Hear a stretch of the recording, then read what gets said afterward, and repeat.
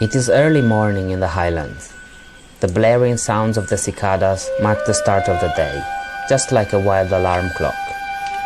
The gibbons are calling in the distance, vocalizing their loud songs. In this way, they define the area of their territory.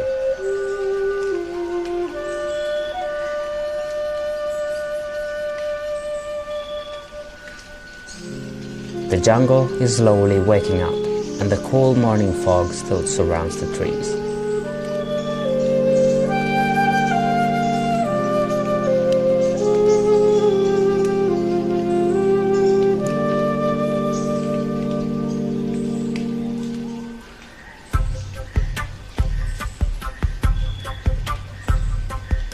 Getting to this part of the country is not an easy task. The way is long, harsh, and bumpy to say the least.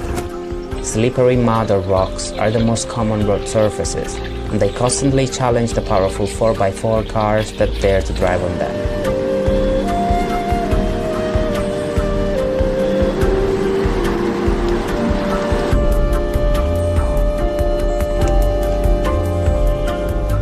Along the rocky sides of the roads, we take a quick stop to see some beautiful pitcher plants. The vivid green pitchers of Nepenthes chaniana are the first to welcome us, followed shortly after by a wonderful dark form of Nepenthes tentaculata.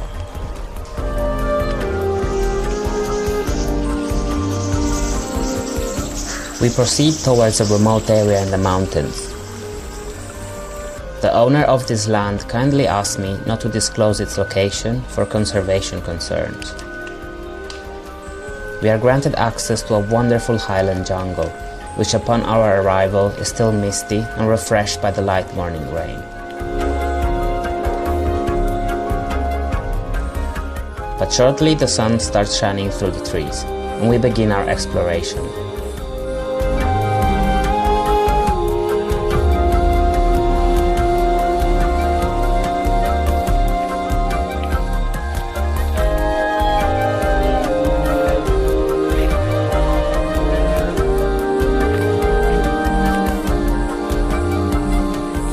This place is like a fairy tale forest.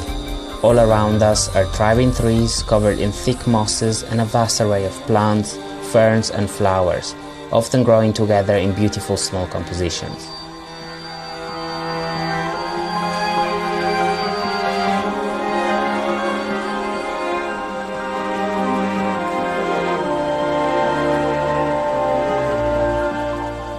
The vegetation here is quite thick and intricate, but also smaller in size, which is typical of higher elevations.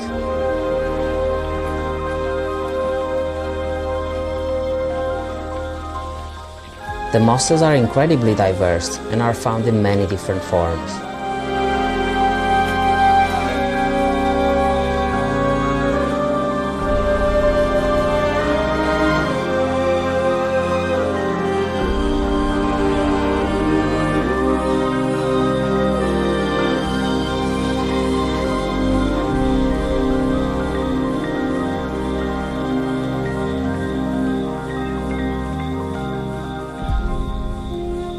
Eventually, we come across every carnivorous plant's favorite type of moss, sphagnum moss. Thanks to its high water retention and acidity, it is a great growing media for pitcher plants. Many areas of the ground are covered by it, and often this means pitcher plant's habitat.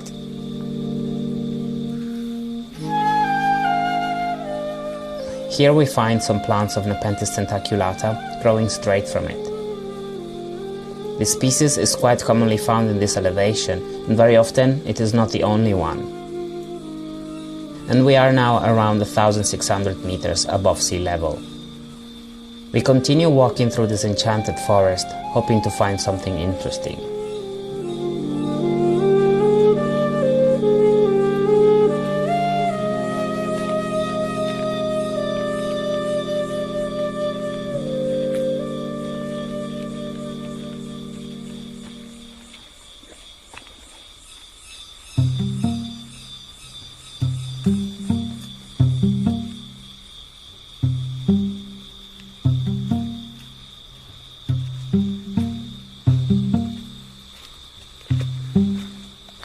fluffy heads of sphagnum moss are popping out of the ground nearly everywhere.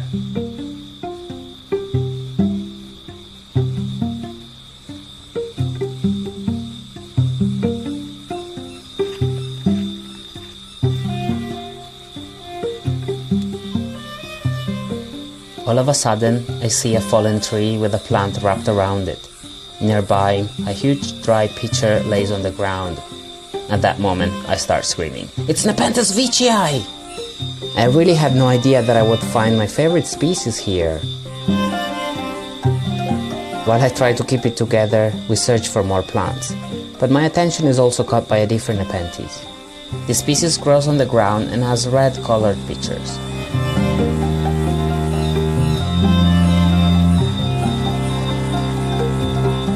The shape reminds me of a plant that I've seen before, Nepenthes rainbowartiana, which is more commonly found in the lowlands.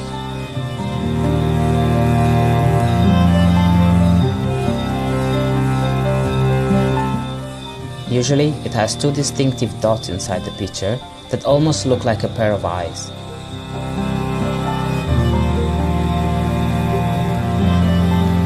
In this population, many plants didn't have the dots, but some did as well, which made me think that it is probably a highland form of Nepenthes rainbowartiana, but I'm not sure. Our eyes move from the ground towards the sky.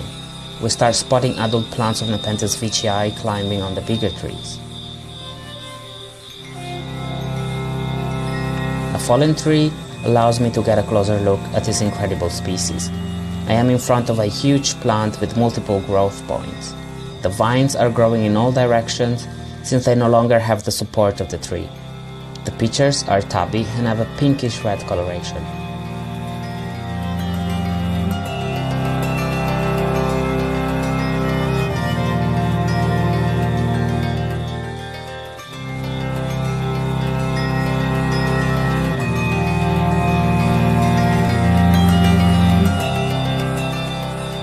The area seems to be a great spot for this species, which is clearly thriving in here.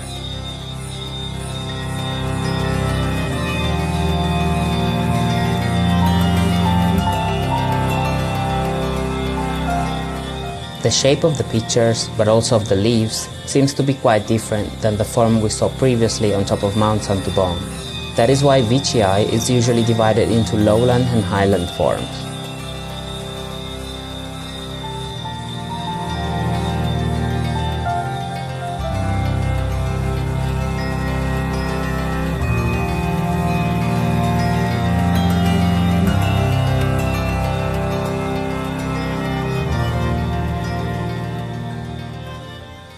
We are able to spot many seedlings and young plants growing straight on some mossy trunks. There is a crazy variation of colors, although pink and green seem to be the prevalent combinations. While I am immersed in observing the plants, my girlfriend notices something on the ground. At first I can't see anything, but then I see something moving. A beautiful Bornean horned frog, which was well mimetized between the ground leaves. That was quite a rare encounter. We leave the frog in peace and I continue to look up to spot more plants.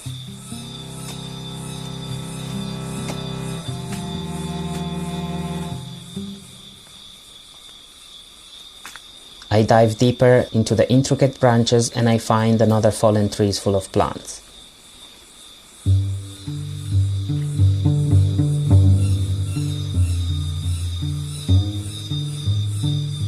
Despite being no longer high up, these plants continue to grow closer to the ground without problems, and they all seem quite healthy.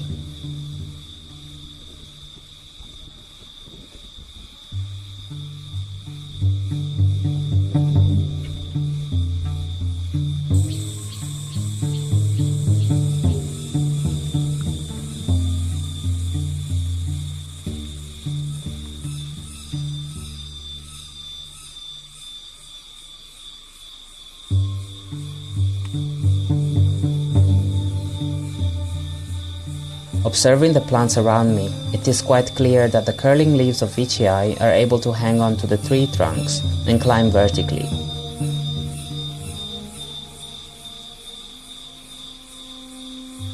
As much as I was trying to see where the roots are growing, I couldn't see the starting points of the plants. Their roots must be well concealed under the thick moss that covers the trees. Most of the plants that I see have plain colors, but at some point I come across a beautiful striped form, which has also a much more elongated body than the other pictures.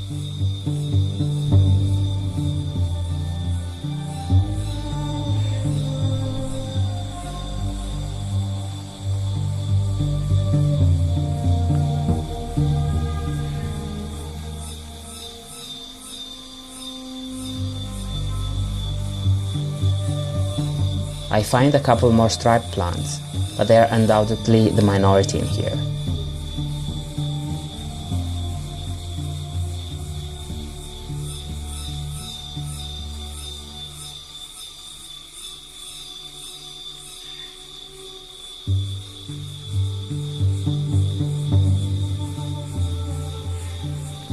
As we continue our exploration, I end up in a little opening within the forest.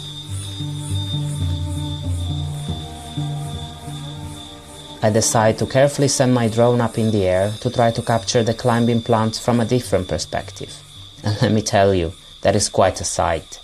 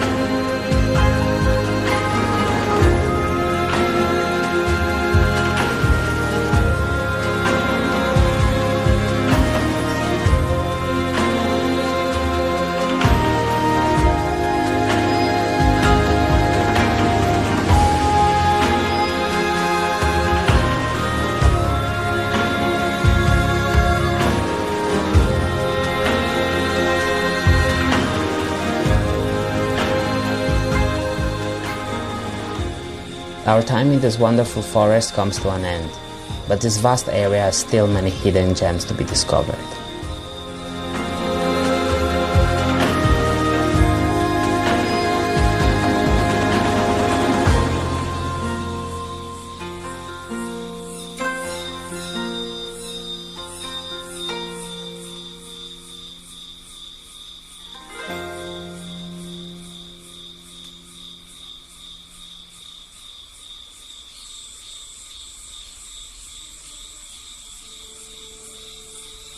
Another day comes.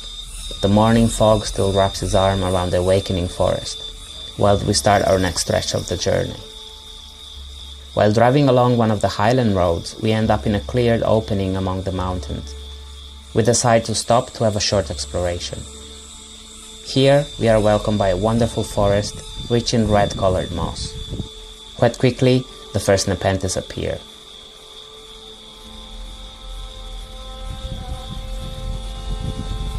Various forms of Nepenthes tentaculata are the first species that we see.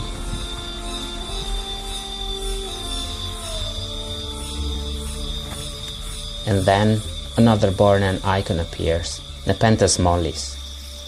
This forest is much more intricate and many vines and branches are blocking the way. But we want to make the most of our short time here, so we decide to dive deeper. More plants of Nepenthes mollis are found in between the vegetation, but reaching them is harder than we thought.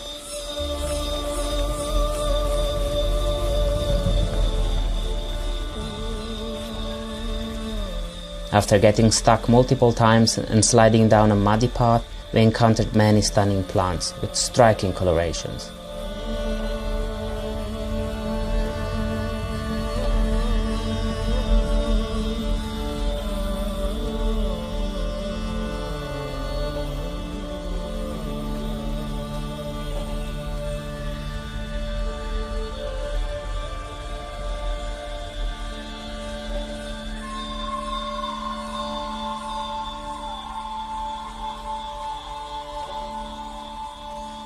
Unfortunately, we didn't have the opportunity to further explore the area. We took some last few shots and continued our journey.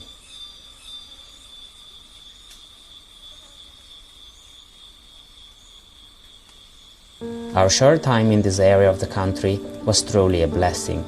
We fell in love with these incredible fairy tale forests and became much more aware of how fragile these ecosystems are. Logging, poaching, and the fast pace of deforestation are always a threat to them.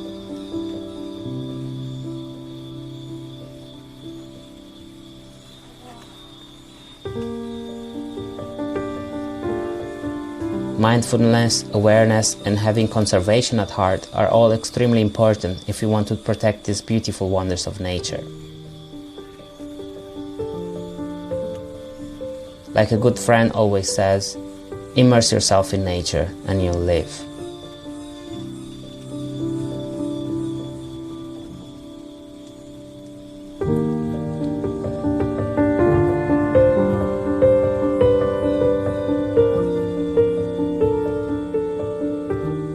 Thank you so much for watching.